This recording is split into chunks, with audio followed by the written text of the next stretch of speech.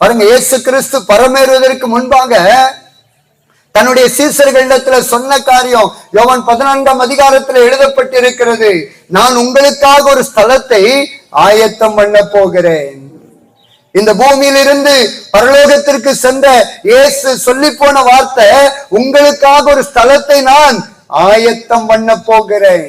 அவர் ஆயத்தம் பண்ணி கொண்டிருக்கிற ஸ்தலம் எப்படிப்பட்டது அப்படின்னா, வெளிப்படுத்தின விசேஷத்துல எழுதப்பட்டிருக்கிறது, அது தங்கமயமான வீடு. காம்பவுண்டு செவரெல்லாம் ரத்தன கற்களினாலே 12 வகையான கற்களினாலே கட்டப்பட்டிருக்கும்.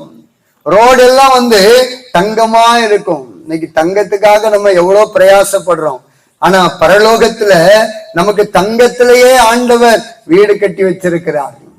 தெருவெல்லாம் தங்கம், ரோடெல்லாம் தங்கம், நகரெல்லாம் தங்கம், தங்கமயமான ஒரு இடத்திற்குள்ளே நாம போவதற்காக அழைக்கப்பட்டவர்கள்.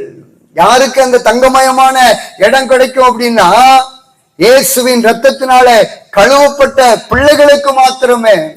இயேசுனுடைய ரத்தத்தினாலே கழுவப்பட்டு அவருடைய பிள்ளையாய் வாழ்கிறவர்களுக்கு மாத்திரமே, ஆலயத்திற்கு போகிறவர்களுக்கு மாத்திரமே அந்த தங்கமயமான இடம் கொடுக்கப்படும். வேற யாருக்குமே கிடையாது. மீதி எல்லாருக்குமே நரகம்தான். நரகம் வேதனை உள்ள இடம். பிசாசுக்காகவும் அவருடைய தூதர்களுக்காகவும் ஏற்படுத்தப்பட்ட இடம் தான் நரகம். அந்த நரகத்துல நம்ம போயிடக்கூடாது அப்படிங்கிறதுக்காகத்தான் இயேசு இன்னைக்கு நம்மளோடு கூட பேசி கொண்டிருக்கிறார். என்னுடைய பிள்ளைகளே, நீங்க பரிசுத்த வாழ்க்கைக்கென்று உங்களை அர்ப்பணியுங்கள். பேதுரு சொல்லுகிறார், உங்களை அழைத்தவர் பரிசுத்தராய் இருக்கிறபடினாலே உங்கள் நடக்க எல்லாவற்றிலேயும் பரிசுத்தமாயிருங்கள்.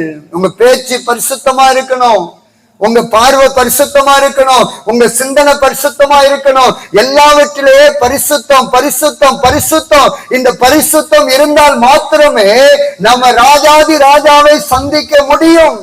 ஏன்னா அவர் பரிசுத்தம் உள்ளவர், ஒரு குற்றமுமே செய்யாதவர். அவரை குற்றம் கண்டுபிடிக்கலாம் அப்படின்னு எவ்வளவு முயற்சி பண்ணாங்க. அவர் ஒரு நீதிமான். இயேசுவை காட்டி கொடுத்த யூதாஸ் சொல்றார், குற்றமற்ற ரத்தத்தை நான் காட்டி கொடுத்துட்டேன்.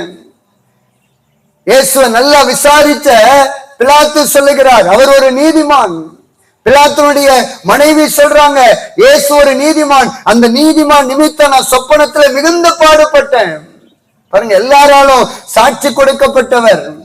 இயேசு ஒரு நீதிமான், இயேசு ஒரு பரிசுத்தவான். அந்த பரிசுத்தவானோடு கூட நாம நித்தியமாய் வாழ வேண்டும் என்றால் நம்முடைய ஜீவியம் பரிசுத்த ஜீவியமாய் இருக்க வேண்டும்.